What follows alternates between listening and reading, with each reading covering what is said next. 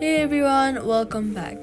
If the RBC app crashes as soon as you open it, then the app data may be corrupted. Here's how to fix it. First, head over to your app store, search for RBC app, and then check for an app update in the app store and install it if available. Sometimes issues like the app crashing happen because you're using the outdated version of the app.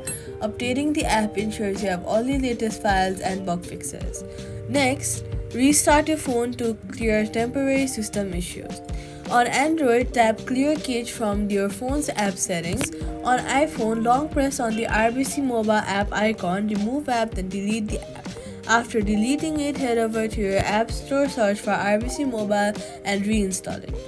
After reinstalling, log in again and allow all required permissions. Crashing issues are almost always fixed with an update or reinstall, and that's it. Subscribe for more quick fixes.